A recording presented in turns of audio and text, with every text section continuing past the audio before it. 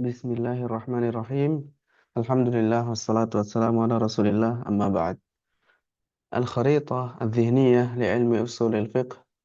Mind map ilmu usul fiqh. Mind map ini berasal dari kitab An-Nukhbah fi Usul al-Fiqh karya Syekh Hamad bin Abdullah Al-Hamid.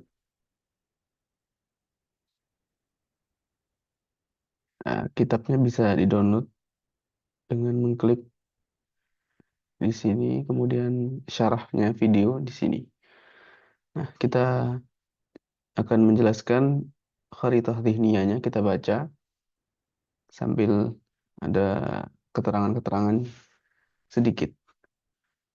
Ushulul fiqh, definisinya bi'tibarihi murakkaban, ta'rifnya ketika sudah tergabung maka adalah ilmun yabhathu fi adillatil fiqhil ijmaliyah wa kaifiyatil istifadati minha wa halil mustafid. Ilmu yang membahas tiga hal ini: dalil fikih secara global, cara istifadah dari dalil fikih tadi, dan halul mustafid, membahas para mujtahid. Bi'tibari mufradaihi, dari penyusunnya usul dan fiqh. Al-usul mufradnya adalah al-asl, maknanya adalah ma yubna alaihi ghairu, sesuatu yang menjadi dasar dibangunnya sesuatu yang lain. Kemudian al-fiqh, ta'rifnya adalah ma'rifatul ahkam asy-syar'iyyah al-amaliyah biadillatiha tafsiliyah,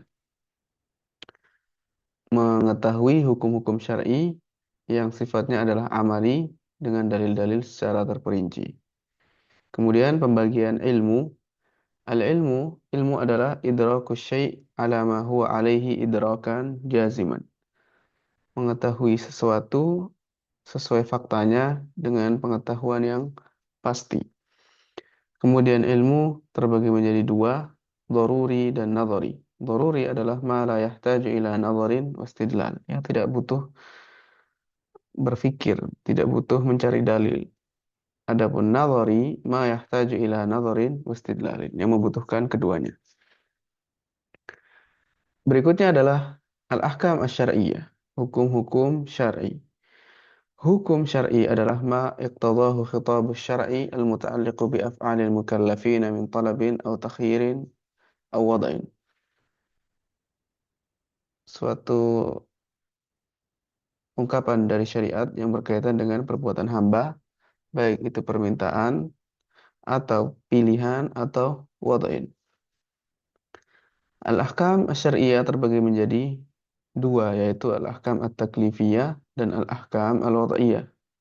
Taklifiyah dan wad'iyah. Taklifiyah ada 5, al-wajibu wal mandubu wal muharramu wal makruhu wal mubah. Wajib adalah ma amara bihi syari'u ala wajhil ilzam, yang diperintahkan syariat dan harus dilakukan. Hukmuhu an yuthaba fa'iluhu imtithalan wa yastahiqqul iqaba tarikuhu. Pelakunya berhak mendapatkan pelakunya mendapatkan pahala jika melakukannya dengan eh, ketaatan, dan orang yang meninggalkannya berhak mendapatkan hukuman. Yang kedua adalah al-mandubu.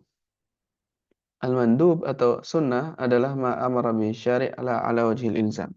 Diperintahkan syariat tapi tidak keharusan. Hukumnya an yuthaba fa'iluhu imtithalan wa la yastahiqqul iqaba tarikuhu. Kalau dikerjakan maka mendapatkan pahala, dan jika ditinggalkan tidak dihukum. Yang ketiga al-muharram, yaitu ma naha anhu syari'u ala wajhil ilzami bitark, sesuatu yang dilarang oleh syariat dan harus ditinggalkan.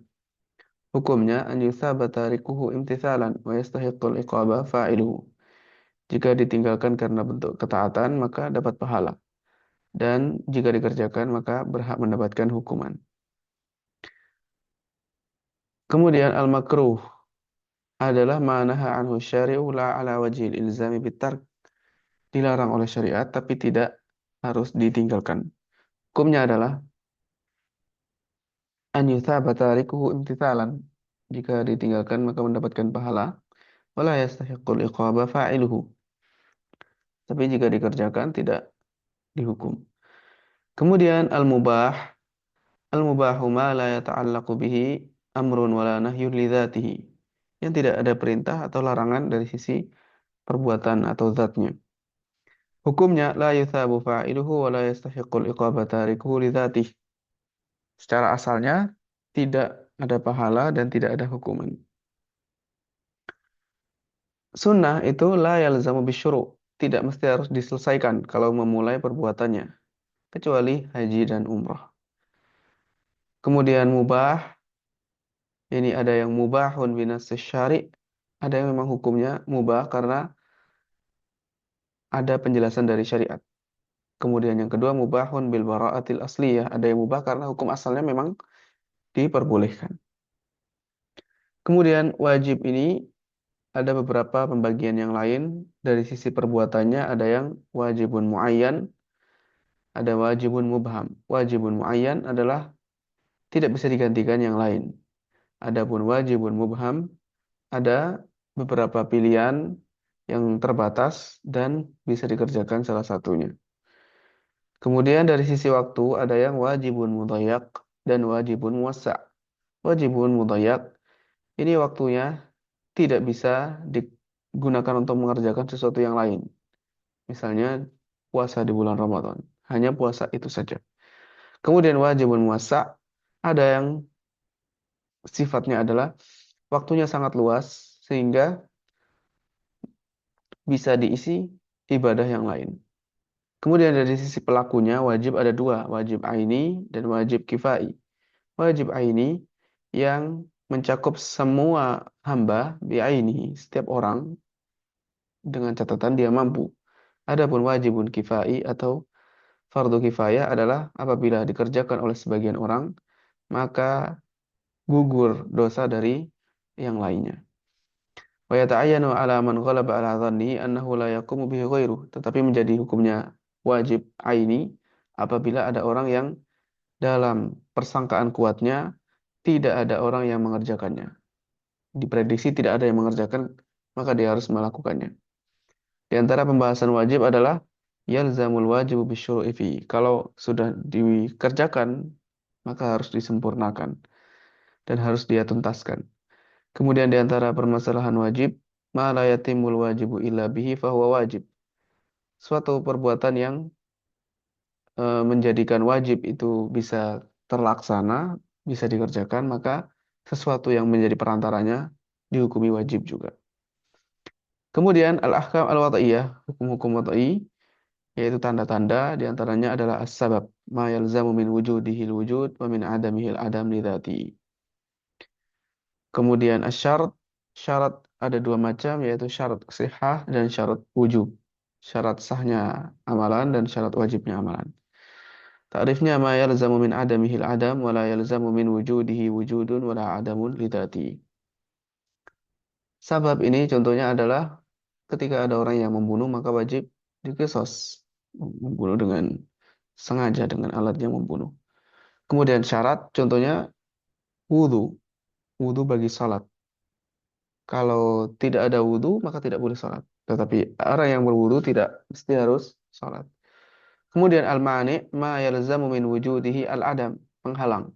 Kalau ada penghalang maka perbuatannya tidak bisa dilakukan. Kemudian as-sahih wa huwa minal ibadat ma bari'at bihi dhimmah wa saqata bihi talab. Sahih adalah dalam hal ibadah yang menggugurkan tanggungan dan tidak dituntut lagi. Itu berarti ibadah yang sahih. Kemudian wa minal uqud, sahih dalam uqud dalam muamalat ma tarattabat atharu fi'lihi alaih, yang menimbulkan asarnya, yang memberikan dampaknya. Misalnya dalam jual beli ada perpindahan barang. Kemudian al-batilu wal fasid, batil atau fasid adalah lawan dari sahih. Selanjutnya al-azimah. Al-azimah adalah hukum syar'i yang masih tetap berdasarkan asalnya tanpa memandang uzur manusia. Al-azimah sebelum ada rukhsah atau amalan yang tidak ada rukhsah di situ. Adapun rukhsah adalah keringanan, yaitu hukum syariat yang diperhatikan di situ, yang dilihat uzur hamba. Padahal illatul hukum, padahal kewajiban hukumnya masih ada seharusnya. Kemudian ada al-ada. Al-ada adalah mengerjakan ibadah pada waktunya. Al-i'adah adalah mengerjakan ibadah di eh, kedua kalinya karena ada kerusakan atau yang lainnya. Kemudian al-qadha adalah mengerjakan ibadah setelah keluar dari waktunya. Dan berikutnya kita akan bahas pada materi yang akan mendatang. Wallahu a'lam.